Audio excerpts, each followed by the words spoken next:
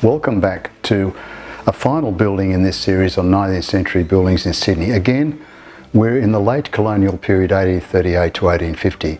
This particular structure was a theatre, and unfortunately it's no longer around because it was built in Pitt Street in Sydney, which is an expensive bit of dirt in the commercial zone of Sydney CBD. Very high retail space now.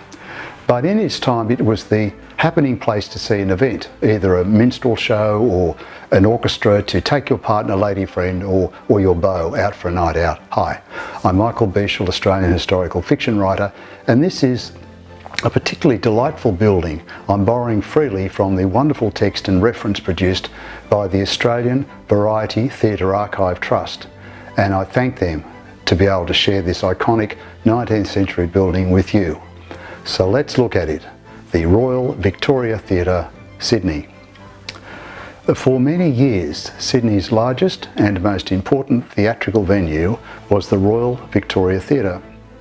According to Ross Thorne, Theatres in Australia, 1977, it opened in 1838 and for the next 42 years played host to opera, comic opera, dramas, burlesques, pantomimes, minstrels, circus and other amusements. Variety companies to play there included the Bacchus Minstrels, Christie's Minstrels and Harry Ricketts Star Comic Company. The theatre unfortunately was destroyed by fire in 1880. Pioneering theatre builder Joseph Wyatt had a plan to build a theatre in Pitt Street, Sydney, as early as 1836. Shortly after he became sole lessee of Barnett's Levy's Theatre Royal. According to the Australian National University Archives, and I quote, Joseph Wyatt, he lived from 1788 to 1860, settled in Sydney in the early days and made his money as a haberdasher in 16 Pitt Street. In October of 1833, he sold his cheap wholesale and retail warehouse and invested in property. His first theatrical venture began in April 1835 when he was one of the 6 lessees who took over Barnett Levy's Theatre Royal. In May of 1836, when Levy resumed nominal ownership, Wyatt became the sole lessee. 2 months later, Wyatt had begun planning his own larger theatre. He was given the assurance that the Governor will be very glad to see a more commodious theatre erected in Sydney.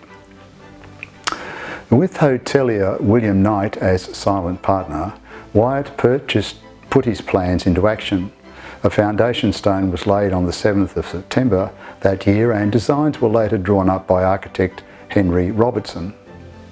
Situated between King and Market Streets, Robertson's plans were for a 1900-seat venue constructed in the colonial style, the front section of the building including hotel and a shop.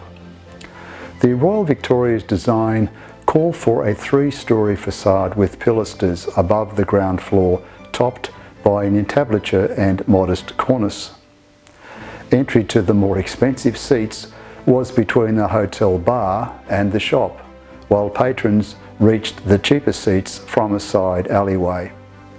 Ross Thorne notes that the interior broke with the Georgian tradition and heralded the Regency style of theatre design.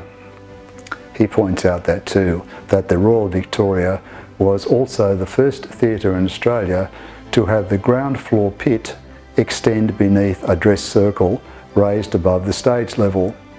Above the dress circle were a family circle and a gallery, 4 tiers in all. Insofar as the stage was concerned, the Georgian scene changing system of wing flats and shutters sliding in grooves was also installed. The theatre initially included Georgian proscenium doors for actors' entry, but these were replaced in 1854 with proscenium boxes. In reporting on the opening night, the Sydney Monitor records that the building was truly elegant and the house spacious and lofty. From the pit, it continued, you would suppose you were in a large provincial theatre in England. Yet, when the Victoria Theatre opened in March 1838, its size, a capacity of 2,000, proved rather a disadvantage. Sydney's audience potential was too small. Don't forget, in 1838, Sydney's population was only 23,000. To allow the building up to a proper repertoire, there was need for constant change of program, which led to badly rehearsed and shoddily produced performances. When opening the Victoria Theatre, Wyatt had purchased the lease of the old Theatre Royal from Levy's widow, and in years to come he fought every attempt which threatened his monopoly of the theatre in Sydney. In March 1841, Wyatt sailed for England to bring out performers for the Victoria Theatre. The first group of actors engaged by Wyatt in England came to Sydney in October of 1842. The others arrived with him the following year, in January 1843. Many local and touring stars of the theatre appeared at the Royal Victoria during its 42 years, including Lola Montez, 1855, John and Frank Howson, 1857, G.V. Brooke in 1857, the same year, Anna Bishop, J.P. Hydes in 1858, and Mary Provost in 1860. In 1854, Wyatt sold the Victoria and in March 1855 opened the Prince of Wales Theatre in Castlereagh Street, Sydney. The building cost was above £30,000 but was sold for $10,000 5 years later, a shocking economic loss. Joseph Wyatt died on the 20th of July 1860 and was buried at St Stephen's Cemetery, Newtown. It may be said that this purely commercial approach has left its mark on Australian theatre to this day. So, a theatre of note has come and gone, yet it was another example of streetscape appeal in the late colonial period.